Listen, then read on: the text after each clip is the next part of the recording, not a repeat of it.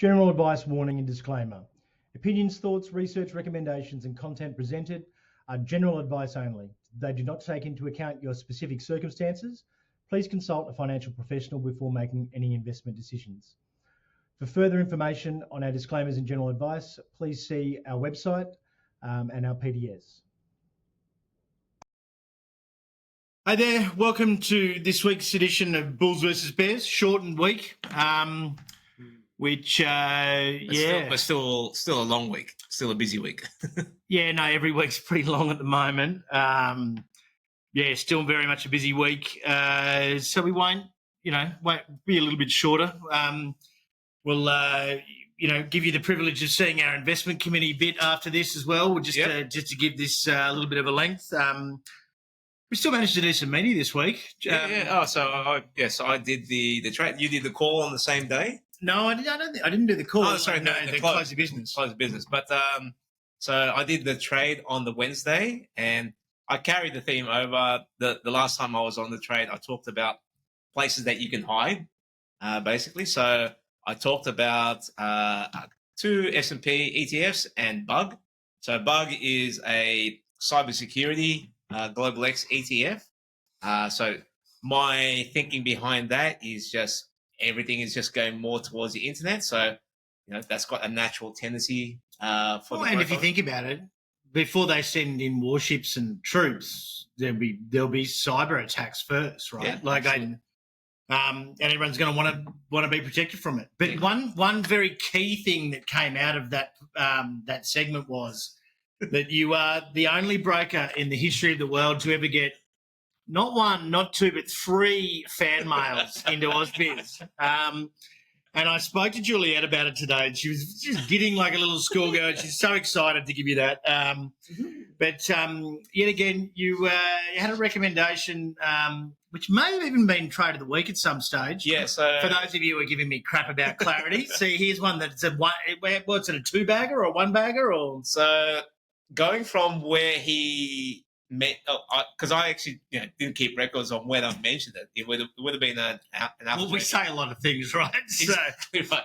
So it was a Catalyst. So that was an Explorer and a half producer as well. So I wrecked it. I think it was maybe August last year, and he would have got a three bagger on it. So it's gone from $2 to $6, and he basically asked us like, when do I take profit? And I just said, so the key is you want to have it planned out before it hits any sort of levels. What I like to do is moving averages or trend lines. So it's more technical. What that means is that it kind of tries to take the emotion out, meaning that, if it breaks a certain line, it's a pretty black and white event.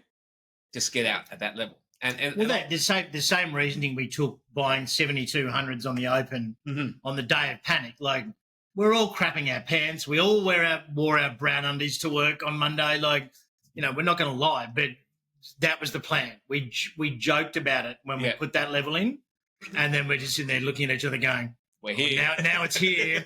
It's like, and I was like, well, we're buying, and everyone went, yay. Yeah, and the point I was trying to make is that like it's not everyone does it, but if you can plan it out while the market's closed, while you haven't actually put the position on, that's actually the only time where you're actually objective. Because once you put some money on the line, your perception of that trade changes totally. It's so funny, right? Because that's the best trade of a trader, right? Because you can do all the analysis in front of the screen when you're panicking. That's too late. You have to plan the trade out before the event happens. Otherwise, it's going to be biased and skewed in a certain way, right? Because you're not going to be making a good decision when it's going down 10%. Exactly right. Like, so, just any sports out there, like, everyone can like a one-eyed South supporter, or exactly. Yeah. So I mean, like like everyone. I'm a basketball fan, so you can make free throws all day. I can do 20 in a row, and I often beat my my brothers at 21. But when it's actual pressure, when there's money on the line, when there's fans looking at you, and that's what the markets do. Is that once you have that pressure involved, your rational decision making is out the window. Well, the Masters was a good example this week. Rory McIlroy's been waiting 20 years pretty much to make that Grand Slam. and he's like 4 shots ahead with 3 holes to play, and then he's in a playoff. He wins it, and there was one clutch shot at the end, but like he choked last year. Greg Norman, another exactly right. And there's nothing worse with golf. You got way too much time to think as well. But yeah, look, it's I mean, we've been banging on about planning for a while, but look, if the last 2 weeks has taught us anything, it works. Yeah, it works.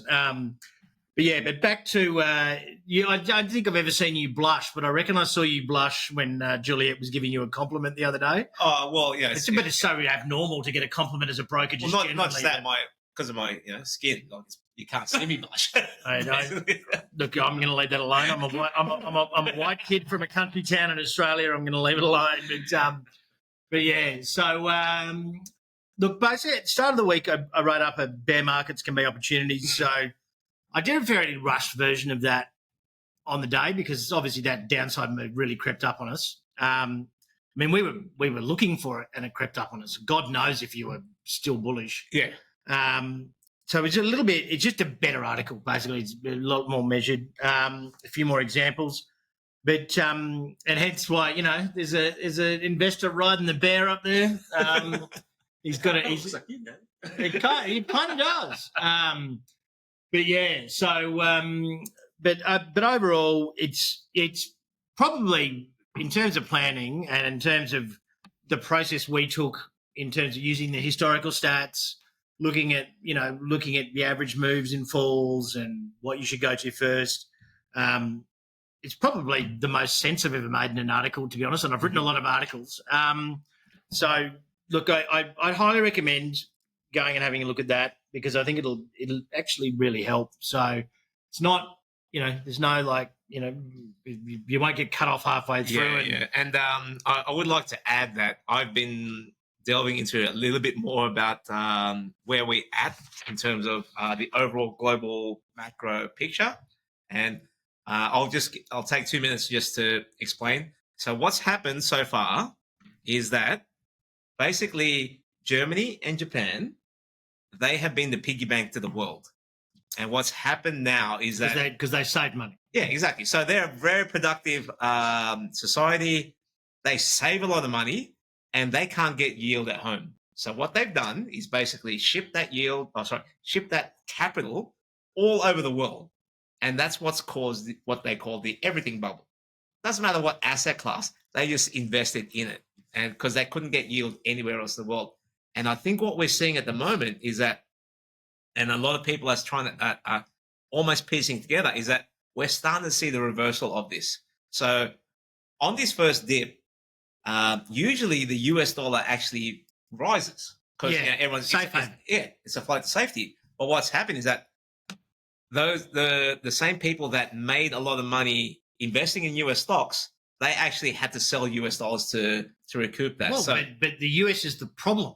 Yeah. So you can't rush if the problem is your safe haven, that's a big problem. Exactly right. So that's why this is not the be all. Like, it's bounced, it's recovered, but there is more to come.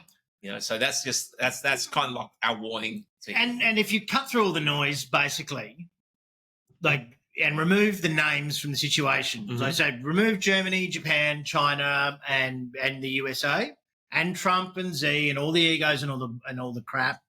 And you just looked at the books. Yes. Would you loan a person, company, or country money whose interest payments, whose income will be half will be absorbed by interest payments within 2 years? Obviously you've got to ignore the fact that they've got the world's biggest military as well, but they've got a nut job in charge at driving the boat, and he literally, he's increased tariffs twice this week. China said last week, we're at 125. We're not responding. US stuff's already prohibitive. They've gone on with their day. They've gone and organised alternative deals with Canada to get their oil from somewhere else. Because let's face it, they need grain, livestock, meat, and oil, which everyone grows. Yeah, so basically they need energy in terms of food and energy in terms of fossil fuels. And Yes, yes, USA does have those, but there are other countries that have surpluses. Well, every country has those. I mean, and so we're at a point where, and then Trump's turned around and he's just upped them again. So he's literally like, he's poking the bear to see what reaction they're going to get. Like, this is the world economy. This isn't like high school. Yeah. You know, like it's actually, I'm more concerned now after the way he's behaved in the last week. Like, he could have just put his tail between his legs, called Z and said, like, you know, let's wind this back so we both don't lose face. But he's doubled down or quadrupled down. He's retaliated against, he's preemptively retaliated against something they said specifically that wouldn't happen. Yeah. So, like, it's getting to, and then the Californian governor's suing the federal government. That, and California in its own right is the third biggest or fourth biggest economy in the world. So, you know, and I watch, because of the time difference now, we used to get the close on Bloomberg when I got in. Now I get balance of power, which is the politics. It's actually pretty bad. But the benefit of having it on the background has been people are turning against Trump hard. Yeah. Like, the Republicans are starting to turn. And what you've got to notice is he's not the one delivering the announcements anymore. He's sending out his Besant and stuff like that. Like, it's literally send out your cannon fodder. Like, well, I think that's the problem there. Is that, like, so Trump is a politician through and through, okay? But for him to actually deliver what he wants in terms of making America great again, the American populace have had it so good that they don't understand how much pain they have to go through to actually get this deal done. But, you know, now he's figured out that, I actually have to pretty much make everyone suffer to actually get this this deal through. And now he's just like rocking the hard place. Yes. And there's a lot of special interests going up against him as well. Absolutely. If you're a campaign donor, you're pissed. Like, and it was always my, you know, left field theory that he really only went into the presidency because he knew he could pardon himself out of but because the super PAC was paying for his legal fees and all that sort of stuff as well. Like, and he got, you know, New York, he got convicted, and but we also, like, so America has to find battery minerals. Yep. Refining capability, semiconductors and chips. Electronics, rare earths as well. Well, that's part of battery minerals as well, and building and construction materials and steel. Mm-hmm. China has to divert ships, like they now import from Canada for their oil or somewhere else for their grain, and with their consumer stuff, they just, you know, they're going to take a hit, but they send their ship full of whatever to other countries, essentially. So, like, it's a pretty quick fix for China. The US doesn't have manufacturing expertise, doesn't have factories. Yes. And has now put out 245% tariff on the building materials they need to build the bloody factory. So, like, this is so poorly planned. I think his mistake was going up against Mexico and Canada as well, right? Like, it's like, if you want to go up against China, I think if he just went, I'm putting 100%, 150% tariffs on China, that would have been a smart move, right? Like, you single that out, and then you had other options to go. But he's locked himself out of all the other options, and that's the issue, right? Like, I think it's like, well, let's divert to Mexico where there's cheap manufacturing. Okay, cool. Yeah, like, but a telling factor is they were bragging about getting the Italian Prime Minister into the White House this week.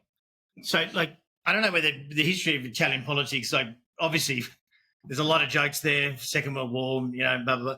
But they've had over 50 different prime ministers or presidents since the Second World War, like in 70 years.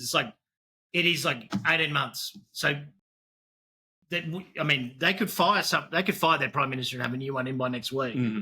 Like, that is not a brag. Like, we're talking about, it was the eye and pigs when we had the debt crisis in 2007. It was an irony, like Berlusconi. Well, Berlusconi would have been in office for probably the longest out of all those prime ministers. Right? Yeah. And but like, it's just, anyway, I mean, look, we'll just skip through. Star Entertainment still going bad. Challenger, blah blah blah. Drone Shield has rallied a heap, but defence stocks we really like at the moment. All the defence stocks are doing really, really well. So like we just had a look at like Bay Systems, Dales, Ryan Metals. So we won't give away the ETF that we bought. Yeah. But we do like an ETF, and all of our members, all of our clients have just rotated out of Newmont into that name. Yeah. Because gold, like with Newmont had a 90 price target in mind. It got over that barrier overnight in US dollar terms, and sort of just failed. And we're up like mid 30% like that, and that's the second time we've held it.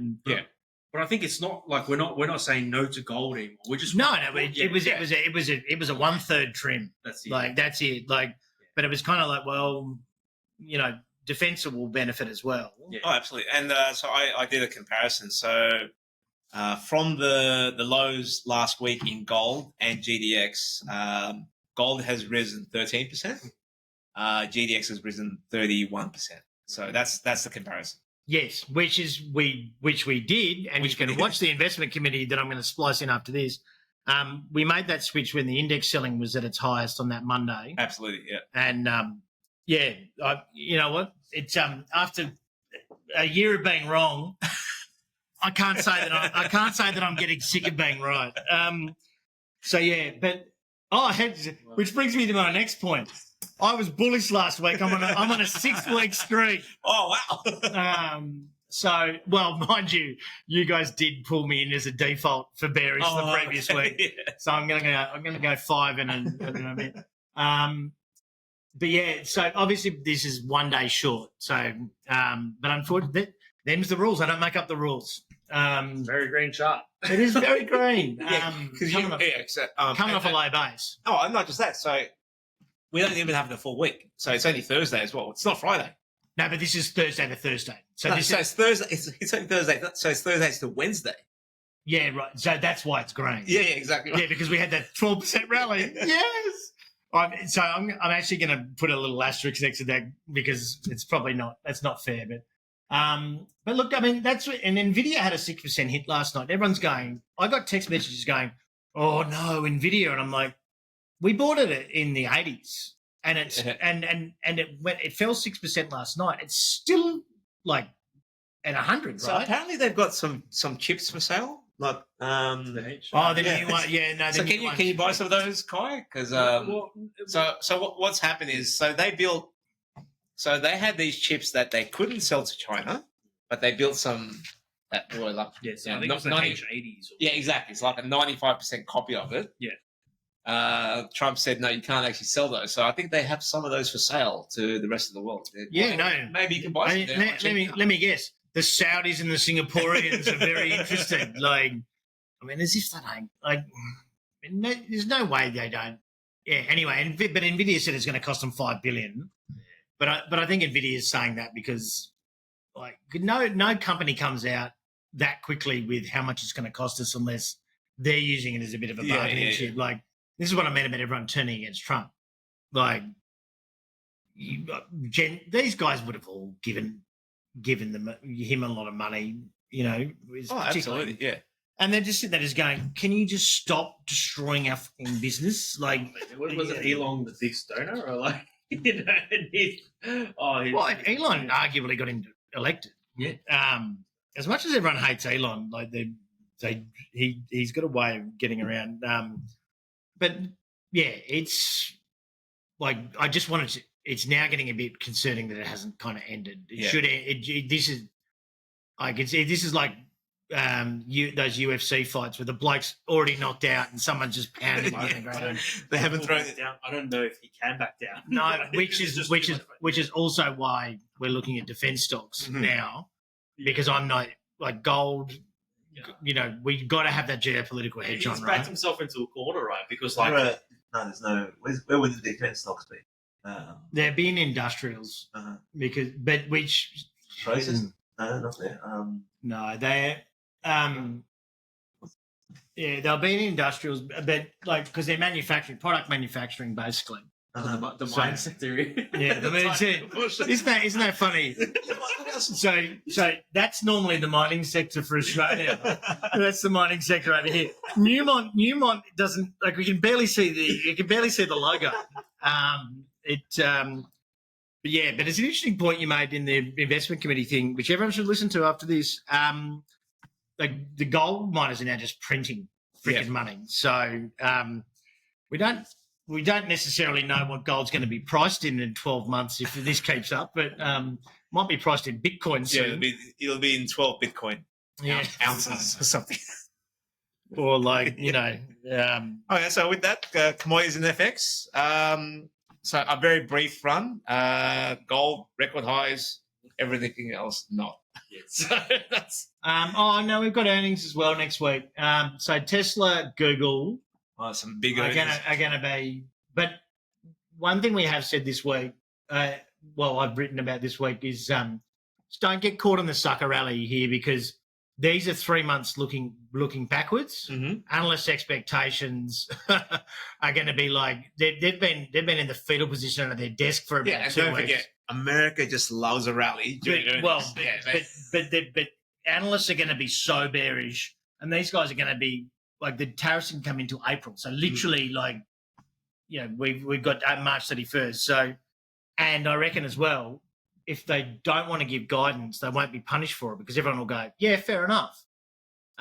Which then means that we're going to have lack of guidance for the next quarter, and I think 300,000 job cuts definitely in March for the Doge, another couple of 100,000.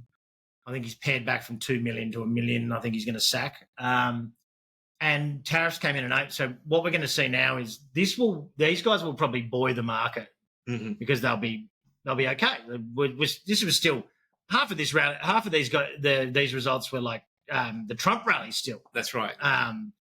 But now we're going to come into weakening economic numbers. The retail sales had a bump. I actually picked that as well. That they were better than expected. Because everyone's panic buying. That's right. But then now we're going to go into tariffs causing inflation and job cuts and inflation and employment numbers going up, but that's like 4 weeks away. Mm-hmm. So the dangerous period, I think, is the sucker rally here in the next 4 weeks. So ServiceNow as well, I think that'll be going. That's one of our faves, Intuitive Surgical, Philip Morris. Everyone's going to keep smoking. They probably smoke more. Tesla's actually had some pretty good vehicle sales. Google, who knows? Yeah. Well, either way, so the key is it is a sucker rally. So yeah, you can participate, but as soon as it turns around, get to the sidelines. Or I think it's like basically clean up. It's a good chance to clean up. Yes, because on that down move, like you'd be foolish to sell because it was panic. If you've survived it, don't buy more. No. Take the opportunity to get out, clean it up. I mean that's just me, but I don't know whether everyone's noticed, but I've actually been pretty right for the last 2 weeks. So when we go back to trending markets in a bull market. I might just leave the podcast and hand back to you two, I think, because I'm no good in a bull market. We've all spotted that over the first 60 episodes. And obviously, we've got gold, silver, nickel rally. There you go. Okay, fair enough. So the key for me is that obviously gold's broken out to new highs. The gold miners have caught up now, and they're both trending. And I would like to say I'm actually getting asked is when to actually sell gold. We've taken a little bit of Newmont off, and part of that was because I've been asked. Nearly everyone's asked when are we getting out. Yeah, and I'm like, so the key for me there is that until there's some sort of price action or some news where the central banks are all starting to actually stop their buying on gold. You'll see that you'll see it because we've had the biggest guys with the deepest pockets buying gold hand over fist. Once they stop, you'll see it. Pretty much take the equities last year, put it into gold, buy the dip. Right? I think that's one of the ways to buy the dip. Gold and defense stocks. I reckon that those are the two safer bets because there's just going to be turmoil. path of least resistance as well, right? Absolutely. Like, you know, but like we've been banging on about gold forever. Mhm. And I did like it when you were on with Juliet. She's like, everyone's been banging on about it lately, but you've been talking about it for much longer. I did manage on the COB to get in the fact that my bullish view on gold is more being bearish US dollar than being bullish gold. That was just kind of, you know, they were looking at me like, I was a trader or something. There's a story behind that, but yeah, I mean, I'd love to buy silver here, but I just don't think like silver and copper. I'm actually genuinely surprised they've managed to rally on the week, because they got smashed so much harder than gold. Yeah. Well, funnily enough, like remember in the downturn last Monday, it was actually silver that made the first bounce. That's right. Because it's a risk barometer. It was the gold silver ratio. That was the like silver bounced 10% intraday. Yeah, on it that was very Monday. But these historical correlations are starting to, like, the US, like the 10 pole of all those correlations is the US being the reserve currency. Mm-hmm.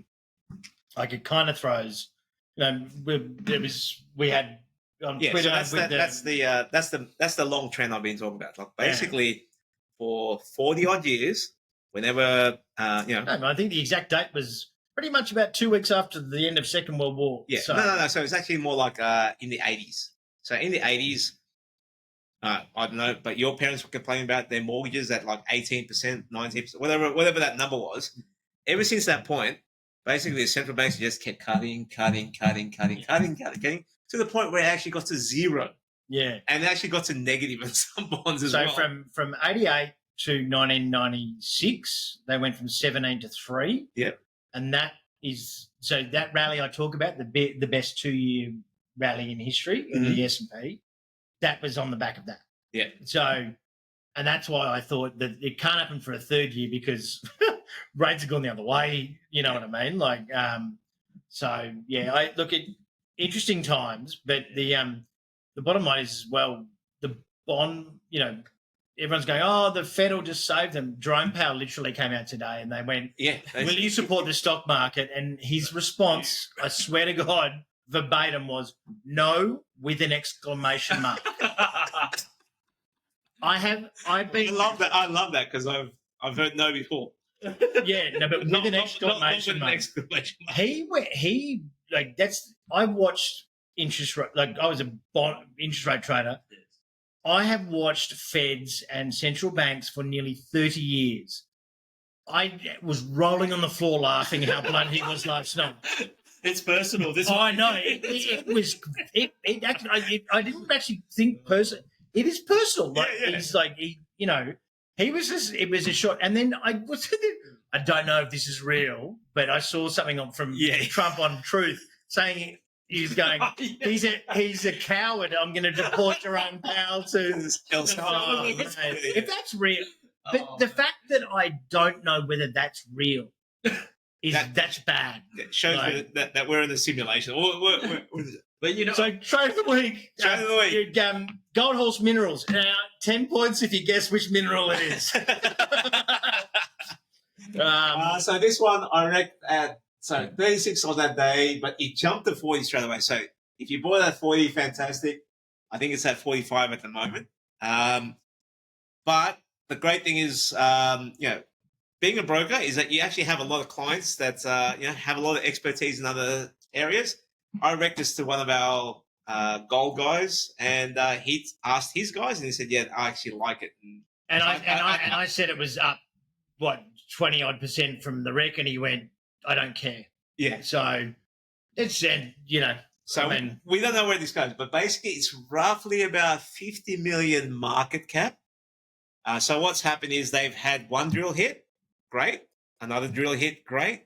I think if... but the great thing about it is they were the first two drills. Exactly right. So if they come out with the next two, which are in between those two extremes, then it's like, oh, that whole thing has gold. And I think that re-rates. So they've got the gold thematic behind them, but no one hits the first two times.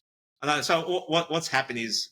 So the reason why I liked it is that there's a lot of, and I think I've talked about this in one of my articles or whatever it was, is that there's a lot of old gold mines that the old timers abandoned, and they come in with modern technology. And we're not talking AI or anything like that. They just said those old timers, what they did is they just dig, and as soon as the gold stops, they just go, oh well, it must be done. Whereas the modern way is like drill, just keep drilling till you pretty much cover the whole expanse of the ore body, and then from that point you then create a mine plan. And striking twice means potential for no cap raise, because you can at least start. Yeah. Exactly. Whereas if you've got to drill 3 times but it's still there and you've just been unlucky, like this thing's back at 25. And with his hat in his hand going, oh, please, sir, can I have some more money? Exactly right. So I do understand it is a drill explorer. It's an explorer, so it is risky. So size it accordingly. But GHM, I mean, like the other explorer I recommended, Gorilla Gold, I think it maybe at 25. It just hit 50 today as well. So yes, basically, this is the time to make money in gold. If you're in a stock that isn't rising with the current market conditions, it never will. Yeah. No, so that's the thing. So, and look, on that note, I'm going to segue to Clarity Pharmaceuticals update for those. And don't bag me because it's rallied this week, but they have had 2 positive updates. Mm-hmm. They have bounced quite a lot this week and have been the top of the board twice, albeit from $1.50. So look, we're still in it. And yeah, look, if it makes anyone who listened to us feel any better, I do get my ear chewed off about it quite often. Like, what are we doing about this? So I have had to go and look into it. Very positive, on target. And I think that was probably the flush out because it just capitulated through $2. Yeah. I'm not going to call it trade of the week because this is way better. In terms of going with the trend and the thematic. I think it's now time for Clarity. Like the next big move will be monetization. Because but they've been very clear about that. It's 2.5 years away. Yeah. They've got enough cash runway. Yep. But the market panics when the market panics. As I say, you don't sell what you want to sell. You sell what you can. I mean, it was pretty ridiculous. Yeah, exactly. Yeah, no, we never said $9 was rational. But it's, look, let me put it this way. The only reason I'm not recommending a top up is because this is trade of the week, not average of the week. So we'll leave it at that. But I think next one is Fear and Greed. Yeah, it's still 14. So it was 8 last week. A lot of these are still at extreme fear. The other, like the put and call ratios and things like that. Yeah. And I think we can maybe, how about a prediction for next week? I think next week will be kind of tough. So who's bullish, who's bearish? I'm flat. Next week is going to be quiet. You like to call flat? I'm flat. Actually, you know what? I'm going to make a new rule here. You get 2 abstains a year. Okay. It's like captain's challenge in the footy. Yeah. So small up 1%. A small up 1%. Well, you don't have to specify. Yeah. I'm now fearful of breaking my streak, so I'm going to make a mistake here. But you go, JT. Okay, I'm bearish for next week. I think we've had a good run. We're at 7,800 on the XJO. Yes, and Dow was down 700 last night. So I'm bearish. So that's for, I think, next Thursday. So are you? Because it's week to week, but our next podcast will be next Thursday. So this is a 6-day one. No, it's 7 days. It's Thursday today. As in 6 trading sessions. Yeah. There's only 5 in a week. Yeah, I know. Sorry. It's been a long week, man. Jesus. Can't even count the days. I'm gonna go bullish again. Oh, so flat, bullish, and a bear. Small, pretty much one of each. Small bullish. Yeah. So if that tells you anything, probably just stay in cash. I don't think it's going to pick a definitive direction. Right? Like I don't really think it's. I think he's got to backpedal. Yeah, he's got it. But quiet is backpedal, and I think earnings will If he's quiet over Easter, earnings comes through. That's my. So US has a 3-day long weekend. Yeah, they're not allowed to be closed for 4 days. Used to be the rule. So they'll have a Good Friday, but they don't do Easter Monday. Oh, they don't? Okay, so Monday they'll be back trading. But maybe they can live the resurrection of the market. I just think he has too much pride to backpedal. I think he but I'm not saying he's going to publicly say anything. It's an excuse. I just think he's going to shut the hell up. So and he's got an excuse because it's Easter. It's a family thing. They're a Christian nation. Like maybe someone confiscates his phone for 12 hours. Like because how is that guy running the country and tweeting as much as he does? Yeah, playing golf as well. Yeah. Well, either way, so that just shows how confused we are as well. Yeah. So we'll just play it day by day. Yeah, no, it's one day at a time. That's one day at a time. Well, this was longer than expected, so I probably won't splice the other thing on. But well, maybe I will. But I'll make up my mind in a bit. But it's well worth watching because it goes through how we handled it, which is as a teaser, we did predict that this is just the start of it. There is more volatility to come, so please plan out. Please do your portfolio reviews. Now, have a think about. We've had a bounce. You've had that first shot across the bow. There's your warning shot. We've had a bounce. What are you going to do with that opportunity? Yes. And also bear in mind, our marketing people basically said, "Do not give it away." So as traders, we were like, "We just want to tell people," but we've got to keep something for the members. So. Oh, absolutely, but I think just saying that there is more volatility to come. Oh God, that's definitely not a giveaway. Yeah, in the next couple of months, there'll be something. There's unresolved threads, right? Like the China and US thing. There's a lot of things that can happen in between. I don't know what she's going to do. I don't know what Trump's going to do. Who knows, right? But I know that's an unresolved thread. Yeah, and the Fed thread as well, right? Those are the two big pillars, right? Like, dude, I think this is volatility whack-a-mole for 3 months. Yeah. So, and it's only April. There's still Silly May coming up. There's September, October. So and so how long's Trump been in power now? Is it 4 months? No. I wonder if he'll do the 100-day thing because it's probably about 100 days.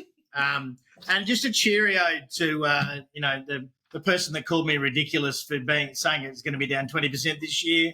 You know who you are. You're probably not listening, but how ridiculous am I now? And I still maintain the fact that we'll probably still be up a little bit by the end of the year, but it's going to be scary as hell.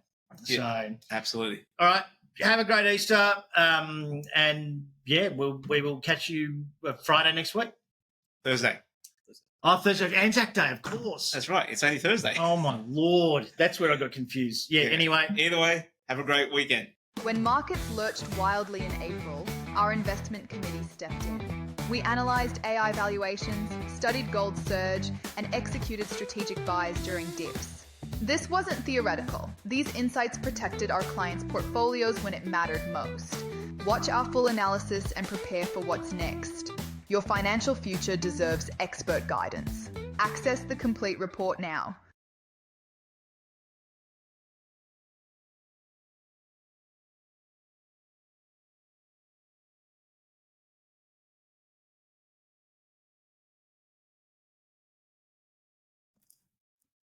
Hi there. Welcome to the first time we've actually had to have a sequel to the investment committee in April, but obviously we do these at the start of the month. So given the volatility, gentlemen, it feels like we've had a year's worth of action in about a week and a half. Well, I think we literally did overall. So we're just going to run you through essentially what we've done over the course of the last probably 4 or 5 months, really. And over the course, for the members, obviously you see the investment committees every month, and you're obviously aware that we've been concerned about the valuations in AI, and the revenue not coming through in AI, and then obviously Trump coming in as well, tariff uncertainty, etc., and the fact that we haven't had a pullback in nearly 2.5 years as well.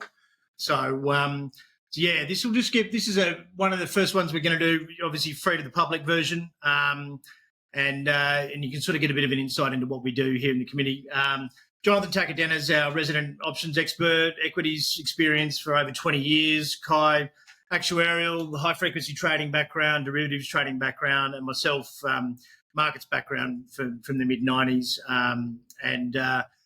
Some pretty handy experiences come through in the last 2 weeks. I've been through four odd black swans in the last 30 years. So yeah, I've seen a couple of those in our careers, right? So it's definitely where the experience counts. Yeah. Yeah, absolutely. And that's where, obviously, in this period here, is where everyone was obviously thinking, what the hell do we need you guys for? And at that stage, you don't need us, to be honest. Valuations, etc., the likes of CBA, that money flow, Commonwealth Bank got to record highs, record valuations, but there was no real resistance against it. In those situations, fair call. The market does weird things and it just keeps going with momentum, right? So, and we haven't had a correction since, this is basically October 2023. Yeah.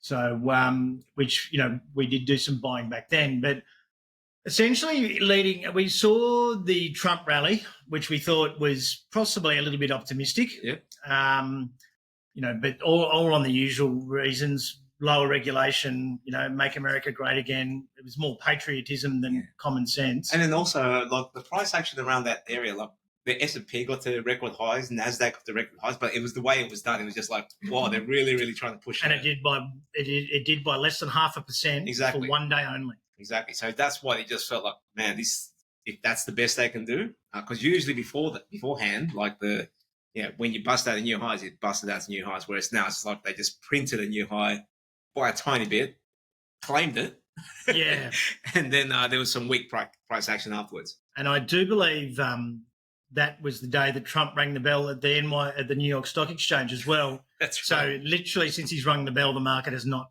had a single positive day. It has not gone higher than that. So, by around about March, before we saw that first little leg down.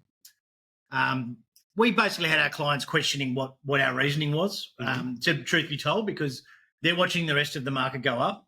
And when we were largely in, like I said, 50 to 60% cash, 5% gold, 5% gold miners.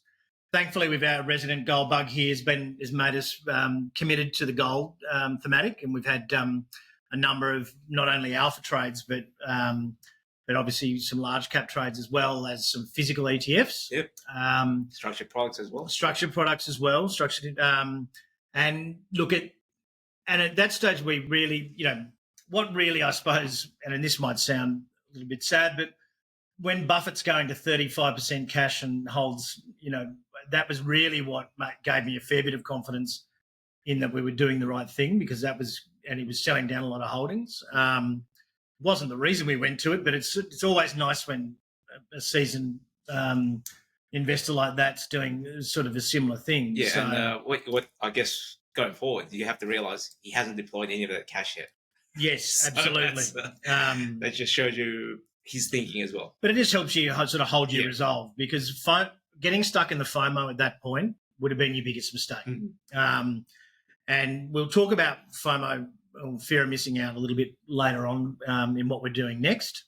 But obviously, as we started to see the market get hit, it was very tempting to deploy some more cash at that first drop there, which I think was in March. We saw the market rally back a little bit, but obviously our first target was at 7,200, and at the time we kind of chuckled to ourselves. Let's face it, like that's what if this was going to seriously pull back, that'd be a first price target. It was a long way away, and but you've obviously got to have a plan. You've got to set the plan somewhere, and we're not going to 50 or 60% cash if we think that the market's just going to have a small downturn. And then obviously, and we do an exercise with our clients where we set a shopping list. I mean, we've got our high conviction lists, which all the members can go and see online all the time, and we update buy zones, etc. And that forms the basis of our shopping list, but the clients also send in their own as to what they would like to buy. So that really was, the basis of the plan. And then what we're really running off here is we we're using historic. You can never tell, particularly with someone like Trump. Unless you're a gypsy fortune teller, you do not know how long, how deep this is going to go. But all you can really do is lean on history. So we've essentially got some, some examples. It's the ASX 200 on the side here. So the median fall since 2000 with the dot-com crash, the median falls 22%. So I think we got to about 18 or thereabouts. So this was on the day before. So there was only about 4% downside left to the median. And obviously what you can see, what we're playing for here is this 1 year performance from the low. The one on the right there is the S&P, obviously 34%. Being the median there. I think they actually might be the average. So the median, I think, is 32. And but the US know how to bounce, right? Yeah. That drawdown of 17% actually got out to about 23, I believe, in the S&P. And what we're looking at as well is the days since the record high, and then what you've got on the side, the days till the low is the third column there. So basically, at that point, we've had another, say, 7 or 8 trading days since then, or probably 10 days. So realistically, that puts the date to the low in the Aussie market around July, August, and then the date to the low is around about September, somewhere in early September. So I mean, let's just call it August for argument's sake, and that on the average of these sorts of large moves that become a bear market. So correction is 10% down, bear market is 20% down. We briefly dipped into bear market territory and have bounced out, for those that don't know the terminology. But these are the sorts of statistics we will lean on, from our experience, is because, let's face it, if down 22 or down 20 odd percent in the Aussie market, the pandemic was only down 34 at the low. Yeah. Fed tightening and trade war was only down 15%. Fed rate hikes and recession fears in 2022, when they started hiking rates, inflation, that was only 16 here. It was 28% over there in the US. So all you can do is really lean on history. And the great thing is that I remember vividly, you did your homework over the weekend, came in on Monday and said, these are the actual numbers and we're buying. And basically I was like, are you sure? And it turned out to be right. And as you said, it's just based on statistics. And bearing in mind, when I said we're buying, the least comfortable I've ever felt doing that. Like, we've been in markets, 60 odd plus years combined, and traded through some heavy things with our own money. I didn't feel comfortable. But these sorts of, but when the media is pounding you with scare tactics and stories and God knows what, you've got to trust in the averages, and you've got to trust that no one likes the stock market down, not governments, not feds, not anyone. So and one of the big things as well was Trump could change his mind. So, which brings us to the next one. This was the week. So this is the NASDAQ in the week. So the Friday we came in, it obviously dropped on the Friday, and then it dropped. This was the Monday. This was the Monday morning. That's Monday Asia. Yep. Monday, and then this was obviously the open of the US that night. So we dropped 11%. We then rallied 10. We then dropped 7. We then rallied 13, of which 10% of that was in a minute. Yep. We then dropped 7 and rallied 7. So that is an impressive year of volatility. I think we had our third highest rating of volatility in history for the VIX. So, and obviously buying it, this was the Monday Asia Open right there, the panic open, and obviously it's gone straight back up. And by the time the US opened, I would dare say would have been, somewhere around here. But this is a 30-minute chart, just to give you a little bit of context. So we're just going to run you through what we did over the course of this period. So Monday, we deployed 10% of our cash. We bought any combination of WiseTech towards the end of the day, but Macquarie, Gear, and we switched our physical gold ETF into gold miners because the miners were actually hit along with the rest of the index. If you want to explain how that works. Yeah. So basically, the price of gold has been at record highs for a while, and I remember talking about on AusBiz and talking with some clients is that at these levels, these gold miners are printing more cash than the actual tech companies at this stage. So, and the thing is, they bounced a little bit, but in comparison to gold, they've definitely been lagging. And so, if gold just even pauses at this level, it's gone higher. But the thing is that the amount of money that the gold miners are sort of just printing out and developing, it just means the market has to catch that bid sooner, right? And it did it quite quickly as well. And in that Monday morning panic, it was sell everything mode. Yeah. So they actually opened down 10% when the physical product that they're selling was unchanged. Yeah. Oh, it was down a slight bit. It dipped under 3,000 for a very small time, but that was it. But but that is now currently, that switch was 15.5% better off alone. Mm-hmm. And then obviously gold's gone back to near record highs as well. So Tuesday we did some structured investments with the higher volatility and the lower prices. They're perfect conditions for fixed coupons. Yep. We won't go into fixed coupons essentially, but we basically got a basket at 13% fixed for 2 years. The money's paid quarterly. They're backed by ASX stocks. Pretty similar risk profile to hybrids. If you want more information, go and check out the website. Mm-hmm. There's more information there.